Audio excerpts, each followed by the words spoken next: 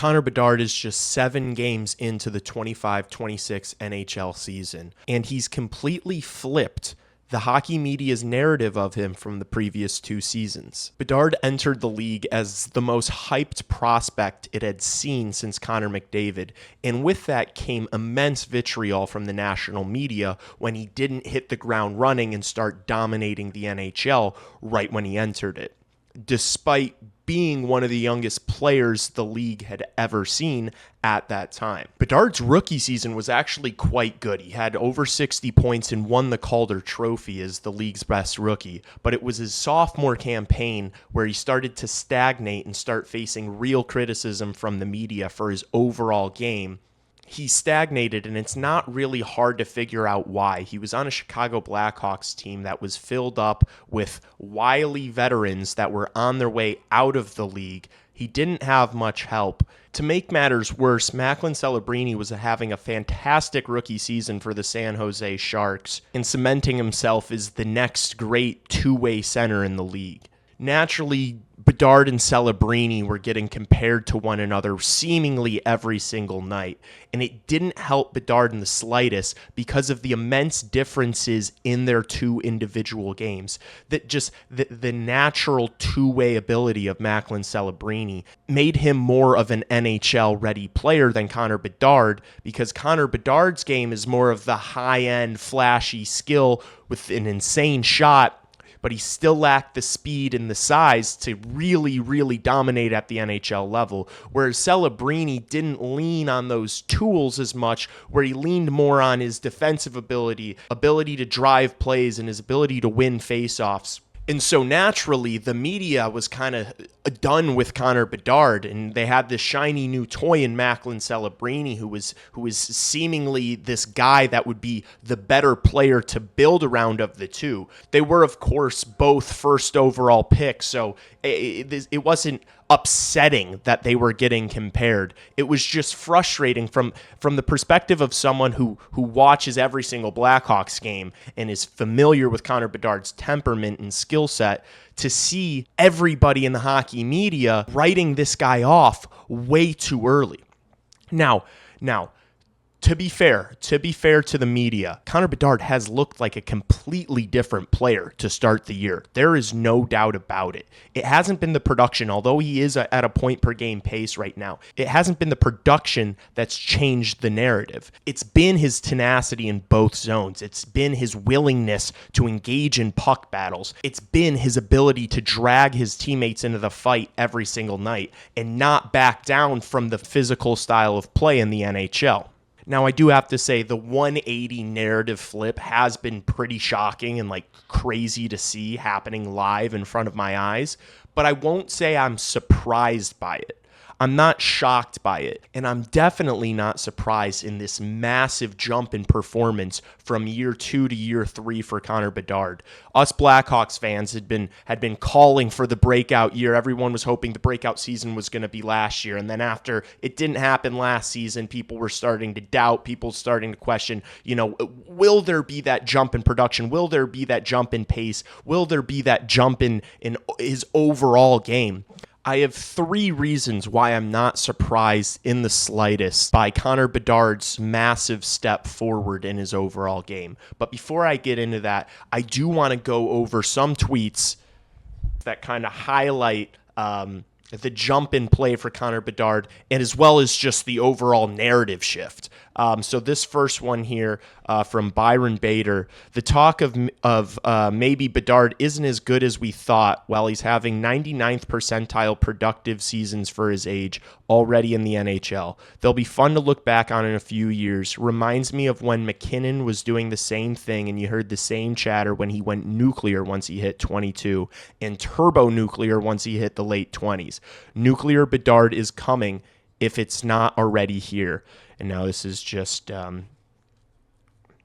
advanced analytics stat graphics, which you guys know if you've watched this channel. I'm not high on these, but still, just the comparison here. Some nice, some pretty solid comps here for Mr. Connor Bedard.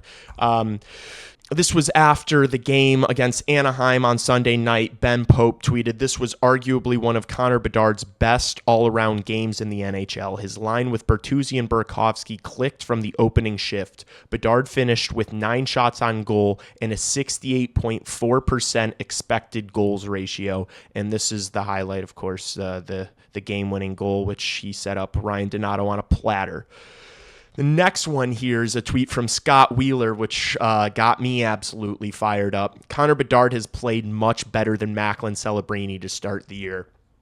Chicago Blackhawks fans were dealing with this the entirety of last year, just suffering through it. And many didn't withstand this depressing narrative that the first overall guy after ours might be better than the guy we got. Many didn't survive. Many jumped ship. Many started saying, you know what? Yeah, I would rather that Macklin Celebrini. It wasn't me, but many did. Many did. And so now just to revel in this and to just see these Sharks fans just in absolute shambles at the thought of Connor Bedard being the better player, being the better guy to build around. And again, he is. For the record, I am saying I believe Connor Bedard will be a better player than Macklin Celebrini, and he will be the better player to build around than Macklin Celebrini. But before, let's just revel in this. I mean, they don't know what to do with themselves, man. They can't cope with it. Bedard's 36.6 expected goal for.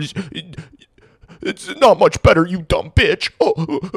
Okay, come on. What is this ad, man? Blue Chew? Seriously? Dude, get a grip. Yeah, why this ad? No, not. Oh, my gosh. I am not interested in this ad. Oh, my gosh. I just have to have boobs on my screen, man. I'm trying to talk about puck. Fuck. And would you look at that, almost identical points in the amount of games they've played in? You just want to add to the pointless comparisons of teenagers. Oh, now it's pointless. Now it's pointless. But when Sharks fans were doing it all of last year, when the media was doing it all of last year, because it was so great for clicks and engagement. Oh, the Chicago Blackhawks guy has not lived up to the hype like the way the San Jose Sharks guy has. Oh, but now at the start of this year, when Bedard has completely elevated his game, now it's come on, why are we doing this, guys?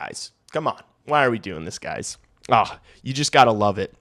This one from Mike Kelly. This was after Biz was glazing him on the TNT broadcast. He said, "If Connor Bedard looks like a better player, it's because he has been through 5 games. 8th in puck battle wins, was 189th last year. 13th in stick checks, 190th last year. Puck moving remains elite, but also up from last year. Biz was on it last night." And so this zone exits first, zone entries first, puck battle wins 8th, stick checks 13th, points 7th. Now, none of this is surprising to me. Last year on Chicago Hockey Radio, I continued to insist that I thought Connor Bedard was going to be the better player of the two with the higher ceiling, despite eye tests kind of pointing in the other direction, and it was because of 3 things. The first thing was that Connor Bedard entering the league already had one of the best shots in the planet. Before he played a single game in the NHL, people were already saying he had a top 3 release on the planet. That's the first thing. The second thing is once you start watching Connor Bedard play, you quickly realize that he is way more of a playmaker than he is a goal scorer. He is a pass-first scorer that has insane vision and offensive talent. He can find passing lanes that most guys can't. So if you've got a guy that has one of the best shots in the world, but is a true playmaker, you've got something on your hands. And then the third thing, and the most important, and what flew under the radar last year, was Connor Bedard's dedication to his craft. Everyone talked about how he was such a rink rat, how hard of a worker he was, right? Blackhawks fans, all we were hearing about the past 2 seasons is, Connor Bedard staying after practice. Connor Bedard staying after practice to work on faceoffs. Oh, Connor Bedard's still on the ice after practice. Oh, Connor Bedard's the last guy on the ice for the Chicago Blackhawks. Oh, Connor Bedard's still on the ice shooting pucks well after the Blackhawks practice has ended. If you watched Connor Bedard last year when they were losing games and things were getting miserable and things weren't going his way and he was getting frustrated, he had that 1,000-yard stare in his eyes, that look behind his eyes, that there was nothing going on in his head behind those eyes. It was just death, despair, and famine in those eyes, right? It was that look that certain players have. Certain guys like Sidney Crosby, certain guys like Nathan McKinnon, certain guys like Connor McDavid. When things aren't going well for those guys and the camera pans onto them, they all have that same look in their eye.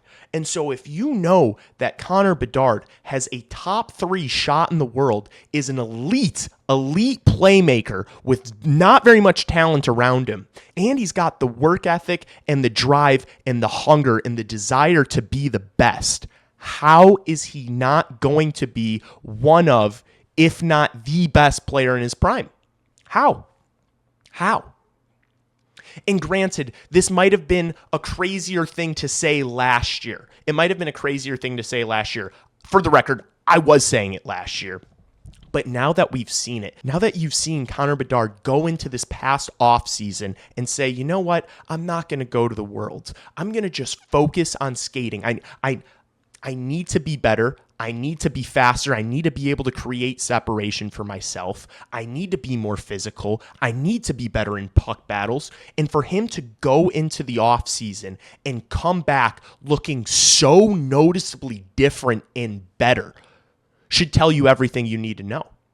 If he locked in for one summer and just like that, I don't mean to say just like that because I'm sure he put in an insane amount of work over the summer. But just to look at the jump in speed, I mean, he's so noticeably faster. Last year, he couldn't get any sort of separation. He was honestly one of the slower players on the Chicago Blackhawks. And in one summer of putting his entire focus into the speed, into that initial burst, he's already one of the fastest players on the team.